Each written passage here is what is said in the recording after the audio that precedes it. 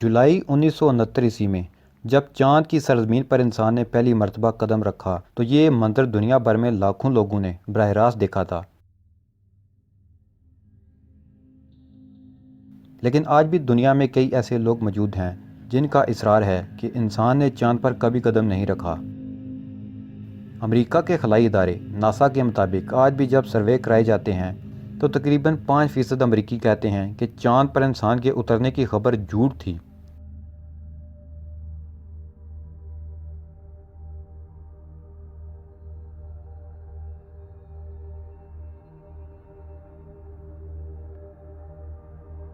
वो लोग जो चांद पर इंसान के उतरने वाली बात को महज एक अफवाह या मजाक समझते हैं, उनका बड़ा इस्तेदलाल ये है कि 1960 के अशरे में अमेरिका के खलाई प्रोग्राम के पास ऐसी कोई टेक्नोलॉजी मौजूद ही नहीं थी जिससे चांद पर पहुंचा जा सकता था। इन लोगों का मानना है कि जब नासा को मालूम हो गया कि उनके पास ज़रूरी टेक्नोलॉजी नहीं है तो हो सकता है नासा ने चांद पर पहुंचने की दौड़ में महज अपने हरीफ सोवियत यूनियन को नीचा दिखाने के लिए चांद पर उतरने का ड्रामा रचा लिया हो।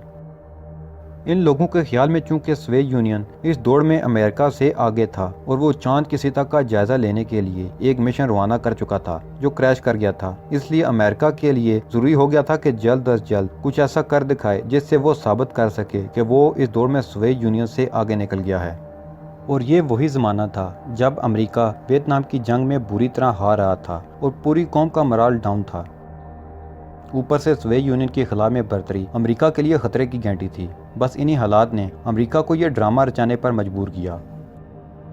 अमेरिकी खलाई इदारे नासा ने चांद पर इंसान को भेजने का ऐलान करने के बाद पहली कोशिश में ही इंसान को चांद की सतह पर नहीं उतारा, बल्कि उससे पहले चांद की तरफ बहुत सी खलाई गाड़ियां भेजी गईं और इस खलाई मंसूबे को अपोलो मिशन का नाम दिया गया। क्योंकि चांद ज़मीन से तकरीबन 3 लाख किलोमीटर दूर है और ज़मीन से इतना ज़्यादा फासला इंसानी तारीख में पहले कभी तय नहीं किया गया था, इसलिए अपोलो मिशन में 12 अपोलो खलाई गाड़ियाँ चांद की तरफ एक एक करके भेजी गईं और हर खलाई गाड़ी चांद पर नहीं उतरी, बल्कि पहली कुछ गाड़ियाँ ज़मीन का चक्कर लगाकर वापस आईं और कुछ चांद की तरफ भेजी गईं, जिनमें से अपोलो 3 जिसमें 3 खलाबाज मौजूद थे रास्ते में ही ऑक्सीजन सिलेंडर फटने से तबाह हो गई और ये इंसानी तारीख में ज़मीन से बहुत ज़्यादा फासले पर होने वाला होलनाक वाक़या और पहली इंसानी हलाकतें करार पाईं। अपोलो 7 की खलाई गाड़ी को 25 दिसंबर 1967 को चांद की तरफ रवाना किया गया, जिसमें 3 खलाबाज फ्रैंक बोरमैन, जेम्स लोवेल और विलियम एंडर्स मौजूद थे। लेकिन यह खलाई गाड़ी चांद की सतह से 90 किलोमीटर के फासले पर उसका चक्कर लगाकर ज़मीन पर वापस आ गई। यूं इंसानी तारीख में यह पहला वाक़या था जब उसने अपने घर यानी सैयारे ज़मीन को पहली बार दूर से देखा। अपोलो 7 से ली गई तस्वीर में ज़मीन को देखकर इंसान को अंदाज़ा हुआ कि इस कायनात में उसकी हैसियत कितनी अहम है। अपोलो 7 के ज़मीन पर वापस आ जाने के बाद नासा ने इंसान को चांद पर उतारने का हतमी ऐलान किया और 16 जुलाई 1969 को अपोलो 11 की खलाई गाड़ी 3 खलाबाजों को लेकर चांद की तरफ रवाना हुई। ज़मीन से रवानगी के 5 दिन बाद 21 जुलाई 1969 को पाकिस्तानी वक्त के मुताबिक रात 1:17 पर अपोलो 11 की खलाई गाड़ी चांद की सरजमीन पर उतरी। 6 घंटे बाद खलाबाजों ने सुबह 7:56 पर चांद पर कदम रखा। चांद की सतह पर इस मकाम को ट्रांक्विलिटी बेस यानी अमन मरकज का नाम दिया गया। अपोलो की इस खलाई गाड़ी के 2 हिस्से थे, जिनमें से एक हिस्सा अलग होकर चांद पर उतरा जिसे चांद गाड़ी एगल कहा जाता है और दूसरा हिस्सा पायलट गाड़ी कोलंबिया थी जो कि चांद के गिर्द चक्कर लगाती रही। चांद गाड़ी में नील आर्मस्ट्रांग और बज़ एल्ड्रिन मौजूद थे, जबकि माइकल कोलन पायलट गाड़ी में रहे।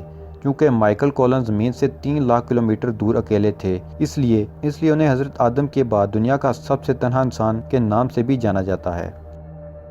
चांद पर एगल के उतरने के थोड़ी देर बाद जब अमेरिकी खलाबाज नील आर्मस्ट्रांग ने चांद गाड़ी से निकलकर चांद पर पहला कदम रखा तो उस वक्त उनके अल्फाज ये थे, इंसान का ये छोटा सा कदम नूह इंसानी के लिए एक बड़ी छलांग है। ज़मीन पर मौजूद 50 करोड़ इंसानों ने ये मंजर टेलीविज़न पर बरह रास्त देखा।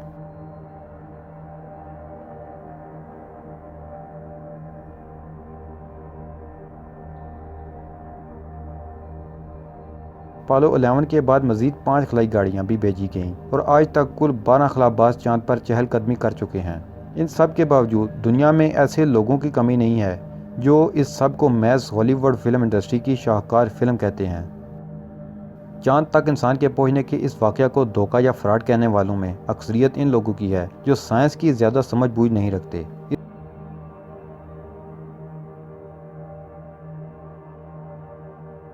इस तारीखी वाक़या के मुनकरीन अपनी बात को दुनिया के सामने सही साबित करने के लिए अपोलो 11 मिशन के मौका पर दुनिया भर को दिखाई जाने वाली वीडियो और तस्वीर पर कुछ एतराज़ात करते हैं, जिनमें सबसे बड़ा एतराज़ ये है कि चांद पर सिर्फ अमेरिका का ही झंडा लहराया गया। लोग कहते हैं कि साइंसदान बताते हैं कि 4 अरब साल पहले चांद की फ़िज़ा मौजूद थी, लेकिन शमसी हवाओं और चांद की कम कशिश शकल की वजह से ये फ़िज़ा ख़त्म हो गई और अब चांद पर हवा मौजूद नहीं है। तो फिर अपोलो 11 मिशन की तस्वीरों में जब खलाबाज नील आर्मस्ट्रांग अमेरिकी झंडा कमरी सतह पर गाड़ते हैं तो झंडा लहराता दिखाई देता है।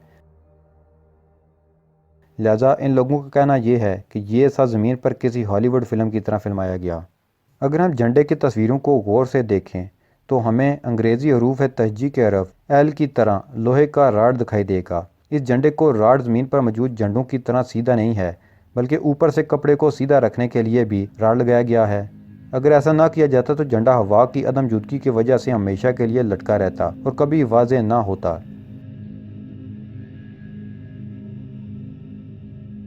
दूसरा एतराज़ ये किया जाता है कि कमरी आसमान में सितारे क्यों नज़र नहीं आ रहे। ये एतराज़ अक्सर किया जाता है कि ज़मीन पर तो रोशनियों से भरे शहरों में भी आसमान में सितारे दिखाई देते हैं, मगर चांद पर तो ना फ़ज़ा है और ना ही कोई आलूदगी, तो तस्वीर में सितारे वाज़ेह दिखाई देने चाहिए, लेकिन कोई सितारा नज़र नहीं आता।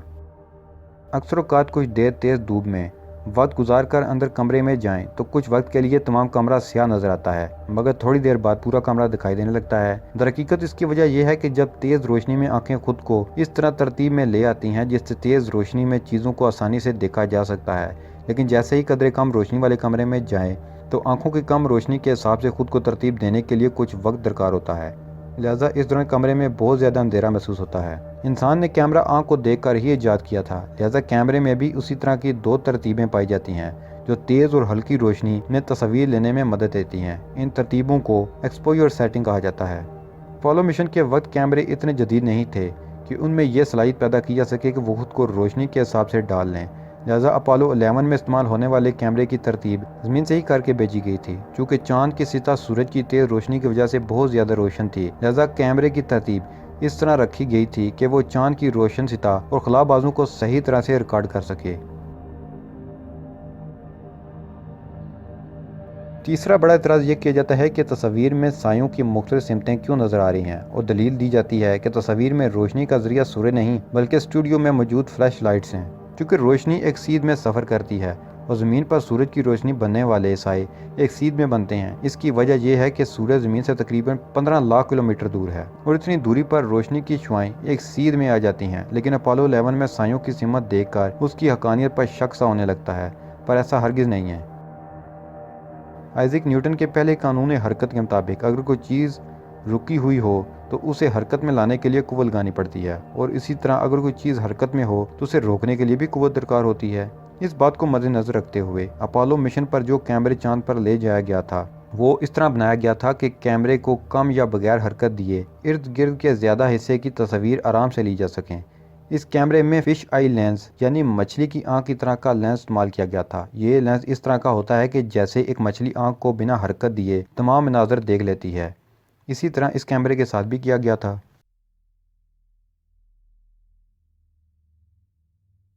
चौथा बड़ा एतराज़ ये किया जाता है कि चांद से वापस आती चांद गाड़ी की तस्वीर किसने ली। जब चांद से वापस निकलने लगी तो वो वीडियो भी दिखाई गई, तो लोग बहुत हैरान हुए कि ये वीडियो किसने बनाई, क्योंकि कैमरे तो चांद गाड़ी में खलाबाज साथ ले गए थे। दरहकीकत नासा और रूस की जानब से चांद पर अपोलो मिशन से पहले बहुत सी खलाई गाड़ियाँ चांद पर भेजी गई थीं जो चांद पर मौजूद थीं, और ये वीडियोज़ भी उन गाड़ियों पर लगे कैमरे से बनाई गईं।